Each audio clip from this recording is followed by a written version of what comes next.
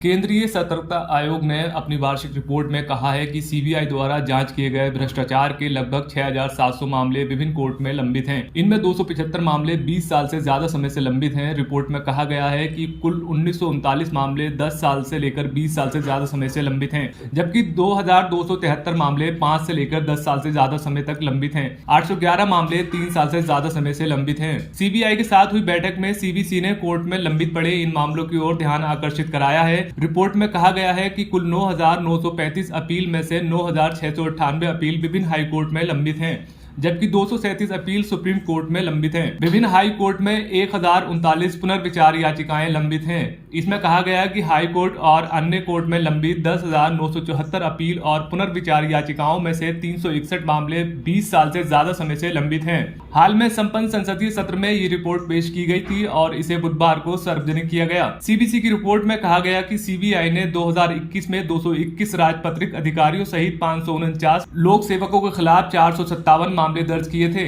इनमें से 504 का जांच कर निस्तारण कर दिया गया। जांच एजेंसी को आमतौर पर पंजीकृत मामले की जांच 1 साल के अंदर पूरी करनी होती है। सीबीसी ने अपनी रिपोर्ट में कहा है कि जांच पूरी होने का अर्थ सक्षम प्राधिकारी से मंजूरी मिलने के बाद जहां कहीं जरूरी हो कोर्ट में आरोप दाखिल करना होगा। आयोग ने पाया कि कुछ मामलों में जांच पूरी करने में देरी हुई है।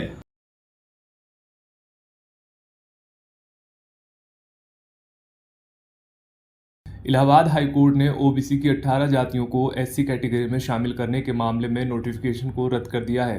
बता दें, हाई कोर्ट ने 24 जनवरी 2017 को सर्टिफिकेट जारी करने पर रोक लगाई थी। 21 और 22 दिसंबर 2016 को तत्कालीन समाजवादी सरकार में नोटिफिकेशन जारी हुआ था। वहीं इसके बाद 24 जून 2019 को भी योगी सरकार में नोटिफिकेशन जारी हुआ था। फिलहाल हाई कोर्ट ने तीनों नोटिफिकेशन रद्द कर दिए हैं। वहीं मामले की सुनवाई चीफ जस्टिस राजेश बिंदल और जस्टिस जे मुनीर की बेंच में हुई। दरअसल इससे पहले 2005 में मुलायम सिंह सरकार ने भी नोटिफिकेशन जारी किया था, जबकि बाद में ये नोटिफिकेशन वापस ले लिया गया था। बता दें कि याचिकाकर्ता की दलील थी कि ओबीसी जातियों को एससी कैटेगरी में शामिल करने का अधिकार केवल भारत की संसद को है, राज्यों को इस मामले में कोई अधिकार नहीं है। दरअसल इसी आधार पर इलाहाबाद हाई कोर्ट ने एससी सर्टिफिकेट जारी करने पर रोक भी लगाई हुई थी। दरअसल 5 साल से राज्य सरकार की ओर से काउंटर एफिडेविट दाखिल नहीं किया जा रहा था। वहीं महाधिवक्ता अजय कुमार मिश्र ने कोर्ट को बताया कि नोटिफिकेशन को बनाए रखने का कोई संवैधानिक अधिकार नहीं है। इस आधार पर कोर्ट ने तीनों नोटिफिकेशन को रद्द कर दिया है। कोर्ट में राकेश गुप्ता की तरफ से दलील दी गई, ओबीसी की जातियों को एससी में शामिल करने का अधिकार केवल भारत की संसद को है।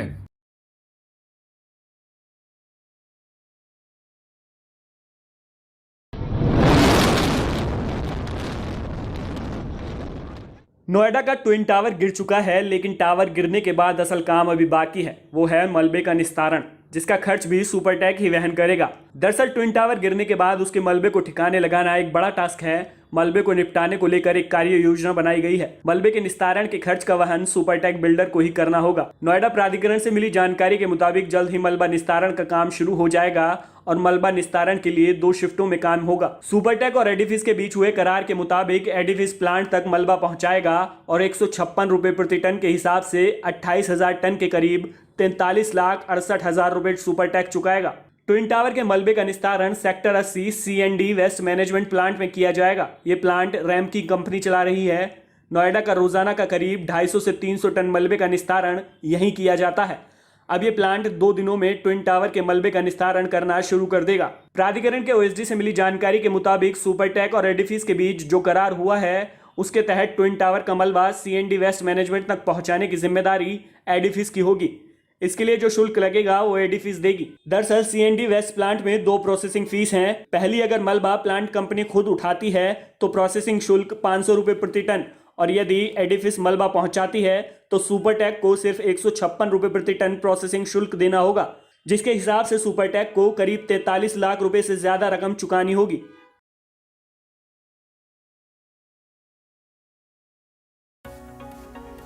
B town actress Anushka Sharma इन दिनों अपनी अपकमिंग फिल्म चकदा एक्सप्रेस की शूटिंग में बिजी है। इस फिल्म के साथ एक्ट्रेस 4 साल बाद फिल्मों में वापसी कर रही हैं। Chakda express Indian female cricket team की एक्स कैप्टन और तेज गेंदबाज झूलन गोस्वामी की बायोपिक है। चकदा एक्सप्रेस की शूटिंग फिलहाल यूके में की जा रही है, जहां अनुष्का इस रोल के लिए जमकर खून पसीना एक कर रही है। इस दौरान उनके हस्बैंड और स्टार क्रिकेटर विराट कोहली उन्हें भरपूर सपोर्ट कर रहे। विराट और अनुष्का एक दूसरे को सपोर्ट करने का कोई भी मौका मिस नहीं करते। दोनों सोशल मीडिया पर कमेंट्स के जरिए एक दूसरे पर जमकर प्यार लुटाते ही हैं। एक बार फिर कुछ ऐसा ही हुआ। दरअसल अनुष्का ने अपने इंस्टा हैंडल से एक वीडियो शेयर किया है जिसमें वह बिहाइंड द सीन्स के वीडियोस शेयर कर रही हैं। इसे शेयर करते हुए एक्ट्रेस ने लिखा, यहाँ हमारे ईमानदार निर्देशक के साथ चकदा एक्सप्रेस की यात्रा की एक झलक। लोगों को अनुष्का का ये बीटीएस वीडियो बेहद पसंद आ रहा है। कमेंट्स में अनुष्का और उनके लुक की काफी तारीफ हो रही है। हालांकि हमारा ध्यान विराट कोहली के कमेंट ने खींचा जिसमें उन्होंने अपनी एक्ट्रेस वाइफ को सपोर्ट करते हुए दिल वाले इमोजीज ड्रॉप किए। इसके अलावा झूलन गोस्वामी ने भी कमेंट करते हुए दिल के इमोजीज बनाए हैं। इससे पहले एक्ट्रेस ने शूटिंग के समय से कुछ आराम करती हुई पिक्चर्स अपनी शेयर की थी जिसमें वो क्रिकेट फील्ड में लेटी हुई नजर आ रही हैं और धूप को भरपूर एंजॉय कर रही हैं। हालांकि हम फ्रेम में एक क्रिकेट बॉल भी देख सकते हैं। इस दौरान एक्ट्रेस व्हाइट कलर की टी शर्ट और पर्पल कलर के ट्राउजर्स में बेहद प्यारी लग रही थी। फिलहाल अनुष्का शर्मा ने जो बीटीएस वीडियो शेयर किया है वो आपको कैसा लगा हमें कमेंट करके जरूर बताइएगा।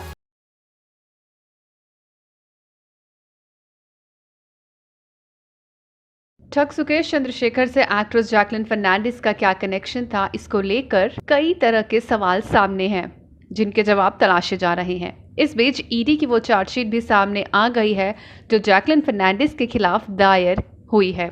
इस चार्जशीट में कई चौंकाने वाले खुलासे हैं। ईडी ने साफ साफ कहा है कि जैकलिन को ठग सुकेश के काले कारनामों के बारे में पता था, लेकिन फिर भी वो उनके महंगे तोहफों को कबूल करती गईं।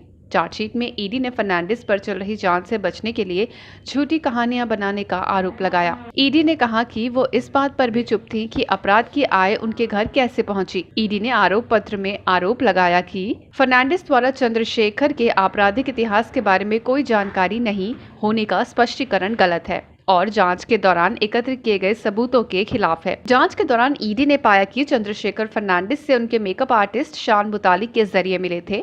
चंद्रशेखर ने कथित तौर पर गृह मंत्रालय में एक वरिष्ठ अधिकारी होने का दावा किया था जो तमिलनाडु के दिवंगत मुख्यमंत्री जे जयललिता के परिवार से जुड़ा था। इसके साथ ही उन्होंने सन टीवी के मालिक होने का भी दावा किया था। चंद्रशेखर ने फर्नांडिस और उनके परिवार के सदस्यों के लिए चार्टर उड़ानों की व्यवस्था करने के अलावा उन पर महंगे उपहारों की बौछार की थी। उनके होटल का खर्चा भी चंद्रशेखर ने ही वहन किया था। लेकिन पटकथा लेखक और स्तंभकार अद्वैत कला ने ईडी के सामने अपना बयान दर्ज कराया था जिसमें उन्होंने कहा था कि फर्नांडिस ने एक वेबसाइट की स्क्रिप्टिंग के लिए उनसे संपर्क किया था। कला को शुरू में 17 लाख रुपए दिए गए थे। फर्नांडिस ने नगद भुगतान की डिलीवरी के लिए एक व्यक्ति को उसके घर भेजा था। बाद में कला को किसी ऐसे व्यक्ति का फोन आया जिसने खुद को डीएलएफ के अध्यक्ष के रूप में पेश किया और कहा कि वो फर्नांडिस की ओर से बुला रहा है। उस व्यक्ति ने कहा कि वो एक आदमी को उसके घर भेज देगा। कुछ दिनों बाद एक व्यक्ति कला के पास गया और कहा कि उसे डीएलएफ ने भेजा है और उसे 15 लाख रुपए नकद दिए हैं। हालांकि फर्नांडिस ने 30 अगस्त 2021 को ईडी को दिए अपने बयान में कहा था कि उसने केवल कला को चॉकलेट और फूल भेजे थे। ईडी ने कहा उसने अपने खुद के बयान का खंडन किया जब उसने 20 अक्टूबर 2021 को ईडी को बताया कि चंद्रशेखर ने कला के घर पर 15 लाख रुपए दिए थे। चंद्रशेखर ने अपने बयान में ईडी को ये भी बताया कि फर्नांडिस के अनुरोध पर उसने कला को 15 लाख रुपए भुगतान किए थे। इसके अलावा उन्होंने फर्नांडिस को महंगे तोहफे भी दिए। फर्नांडिस पिंकी ईरानी द्वारा निभाई गई भूमिका पर चुप थी, जिन्होंने अपने मेकअप आर्टिस्ट से संपर्क किया और उसे चंद्रशेखर से मिलवाया। बता दें कि चंद्रशेखर ने फर्नांडिस के लिए 2 घर खरीदने की योजना बनाई थी, एक मुंबई के जुहू में और दूसरा श्रीलंका में। उसने ईडी को बताया कि उसने बहरीन में फर्नांडिस के माता पिता के लिए एक घर भी खरीदा था।